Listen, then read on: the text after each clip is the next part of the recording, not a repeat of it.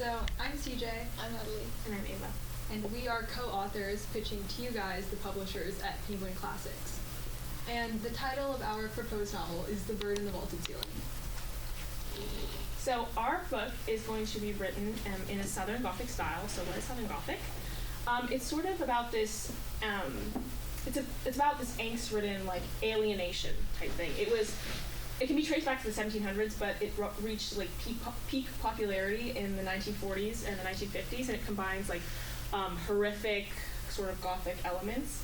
And a common trope in Southern Gothic is like mentally ill characters confronting social norms and taboos. And mentally ill usually just refers to like deeply flawed, disturbed characters. And one of the most famous Southern Gothic works is To Kill a Mockingbird by Harper Lee, which I'm sure all of you have read. And it's about confronting institutionalized racism, the social taboo, social norm at the time. And in our book, in the Bird in the Vaulted Ceiling, Birdie confronts the social, religious, and moral issues within the church. And as she goes about confronting that, as she goes about confronting that, she realizes that her world isn't what it seems to be. So, set deep in this, our story is about CJH, which is a post-Civil War religious community set in the deep American South. And essentially our story is about 17-year-old Birdie, or Magdalene Cohen, who is the daughter of the esteemed religious leader, Edward Cohen. As she navigates life under the pressure of her father's religious status and in isolation from her peers, she finds her only solace in the extensive but hidden collection of her late mother's books. But her reality is thrown into like a blind chaos when a series of deaths from an inexplicable source strike her town, and she is forced to reassess everything she's ever known to be true. She basically comes face to face with the duel between scientific thought and religious ideology, and has to confront that through taking apart her current reality. So our protagonist is Magdalene, or Birdie Cohen. She is the 17-year-old daughter of the town's preacher, Edward, as I said. And she's described as reserved, cynical, and secretive, but she's deeply protective and observant of people around her. She feels detached and unfulfilled by her religion, and as a result,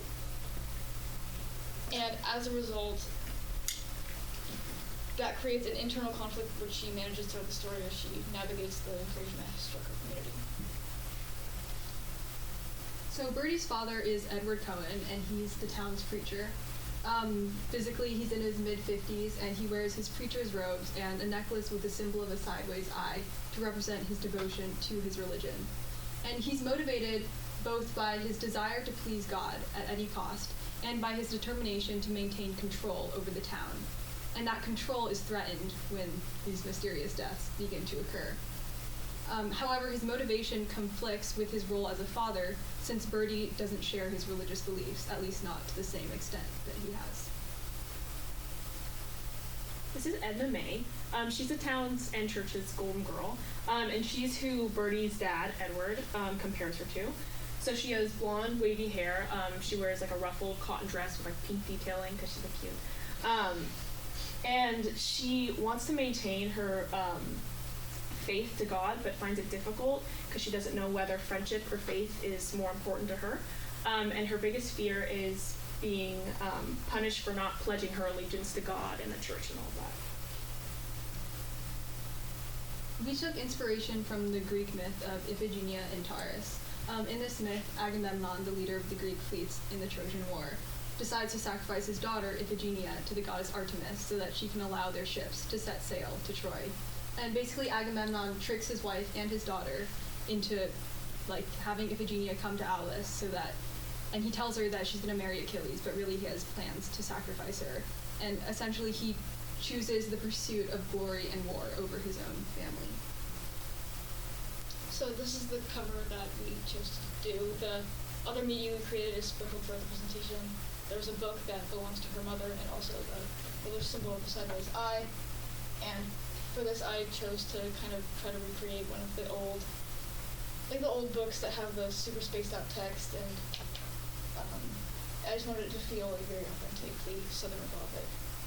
So make sure to mark your calendar for the release date. What happens? Right, reflection time. So we were passionate about this project because we were able to draw a lot of inspiration from topics that we were interested in, particularly related to literature. So we drew inspiration from like the Southern Gothic literary style and also from Greek mythology. And I also think that our main character, Birdie, is a representation of the importance of literature, especially in an oppressed community, because she finds a lot of solace and a lot of inspiration and knowledge in her mother's collection of books. A really memorable part of our process was creating these really intricate plot points and characters and figuring out how everything goes together, especially within like a time constraint. Like, this is historical fiction, so we had to work around major historical events that actually happened, and we used a lot of literature, so we had to consider publishing dates and authors and like access and just realistic elements of it, which I think was challenging but fun. And so I guess the real world application of this, well, I'm personally like really interested in the separation or the lack of separation between church and state. And I think that the real world importance of having this book is that it really calls out the social norm now, because in a post-Roe world, like this kind of book is needed more than ever to kind of call out those issues.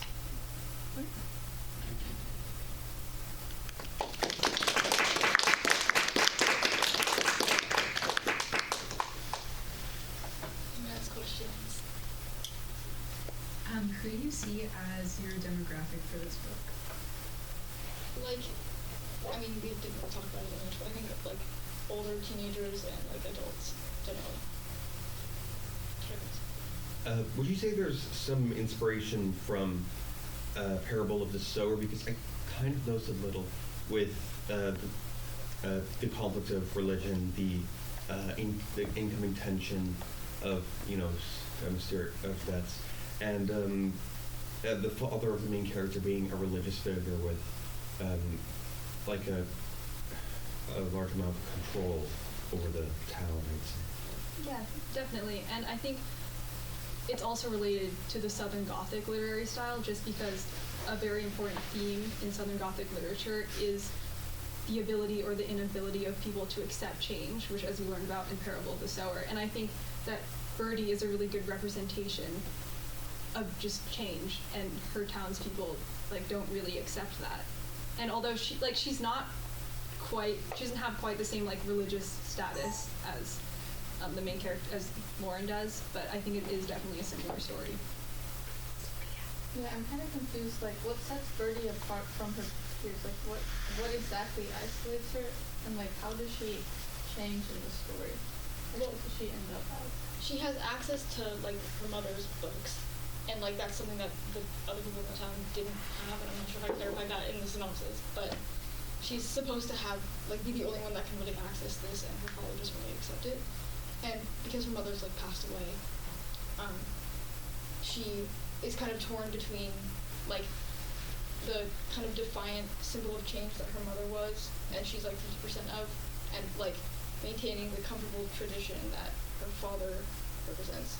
And like she wants to move on, but she's tied here because she like loves her town and her family, but she's also going to leave. Can I ask another question? Yeah. So what happens? Because I'm now really invested in like what's with the murders and like or the deaths and stuff. Should we like?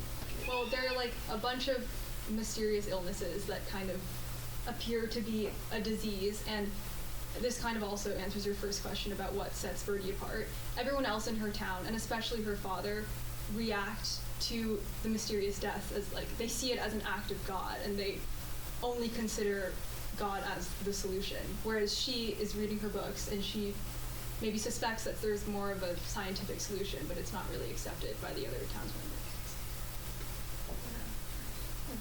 Tell us. It was lead poisoning. She knew that because she's smart. She reads books. Yeah. We are the Penguin House publisher, so we do need to know all those details. We're going to invest in the novel. I'm telling them. Now you know. Although we would have presumably read the whole novel to decide whether or not we're going to have it in a real world situation. But this is fun, and this is a really, really good idea. I think one of you should write this for real. And the other two are going to have to be okay with that, because typically novel writing is a solitary effort. But yeah. Anyone else want to comment or ask questions about this unique? Alex Sharp. I was really interested in the idea of Southern Gothic, and I was wondering why you chose that genre or style, and what research did you do about it? Well, I think both of us, or I mean all of us, are really just interested in the idea of like functioning as like an isolated thing, like a town like functioning as an isolated thing when like at some point it implodes, and like the same people can only live in the same place with only each other for so long before it like kind of tears itself apart, and like how change is necessary. And I think like Southern Gothic just felt appropriate to like surround that kind of theme with, like theme of isolation with, because Ava talked about Alienation. yeah, Stuff like and it just also felt like it was appropriate for like the religious themes too, because like post Civil War America was very like Southern now. Do you see your book being like divided into different parts, like Parable of the Sower, or just like one? I don't think so. I think it's one book, yeah. What's the meaning or symbolism behind your title? Well, basically her name's Birdie, and her mom's name is Dove, which I forgot to mention in the synopsis. Dove is the mom's. Yeah. So like the vaulted ceiling in the church, like if a bird like flew in, it would just like try to fly out, but it's like blocked by the roof of the church and can't get out. Just like her. And a bird is also like a symbol of hope commonly, or in some ways, like in the raven, like the raven is a symbol of death. So those are kind of contrasting ideals that she represents. I don't want this to end, but we soon will have to. But keep going, please. I was wondering why you decided to make the mom deceased, and if there's a mystery associated with it, or storyline. I think it's like because her mom was so similar to her. If her mom was alive and like there, she wouldn't really have to figure things out for herself. Like her, like right to acquire knowledge would be like protected, and I think her just being the lone daughter of this preacher kind of puts her, like, creates a dynamic of power that isn't necessarily equal when it's like a mom and a daughter, rather than just a daughter and a father. I have another question. So, wait, what does the third character, I forgot her name, but like, Edna May. Yeah, what does she have to do, like, how does she impact the main character? So, I mean, it's sort of like, oh wait, should I go on? Tell us, please! Okay, guys. So, the thing about her is that she's sort of like something that her dad compares her to. Like, she's what her dad wants her to be, like she's like perfect, okay? But she doesn't know whether or not, because she wants to maintain her faith to God, and she wants to like be okay, like Do you want us to do? Yeah, you can do it. So her and Birdie like aren't super close because, like I said, Birdie's like super reserved and secretive, but because they're the only two like teenage girls in the town, they kind of are forced to like see each other in ways that the other people in the town aren't. So even though they can't really fully trust each other, they are still like forced to become close and be friends. And ultimately, CJ can explain how the Greek mythology kind of worked its way into I was this. just gonna give a little, like, basically when Birdie starts like trying to investigate these deaths, like, and She tells her about father. about it, and then she tells Edna May, and then Edna May tells her father, because she thinks if she doesn't tell her father that God's going to hate her because he's the priest and she's like keeping secrets from God. So she tells the priest and goes behind Birdie's back. So that's sort of the thing I was saying about like whether faith or friendship is more important. And then, yeah. And I saw that like Tegan and Louisa. Well, I was just curious if you were gonna make this into a movie, like, it just seems like Ethel King to me. Like her music. Was that at all an inspiration? Like the Definitely. preacher's On the daughter? Pinterest Like boards, visuals, yes. Yeah. Okay. Cool. But also, like, I think for me, I don't think either of them have read this book or like seen the TV show. But if any of you have read Sharp Objects, it's by Gillian Flynn. It's a book and a show, and the book is just as good as the show, which is like rare. That was like a lot of my my thinking, because it's very like, I don't know, I just think it's very unique. I picture a lot of like green and like plants, but also like dryness as well, and like wood. I don't know. Louisa? So who's the antagonist? Is it the dad or is it Edna May? It is the father, but it's more generally like the resistance to change and the ideals that he holds, and which collectively the town basically holds. Does the town die? A lot of people do. Yeah. Yeah. Wait, what? They do? A lot of people died. Oh, but not all enough. Oh, No. dang it. Oh, sorry. They said, are they bad? Yeah, a little bit. Tell us the name of the town one more time. Sidera. It means the stars in Latin. Is it a good job? No. I love how you've considered the metaphorical significance of so many details. It's just such a rich and textured story concept, like a multi-layered story. So I really enjoyed it. And I really do hope one of you picks it up and actually writes this novel. You already have a cover that's just an awesome design too. I mean, I would buy this book and read it. Anyone else? Okay.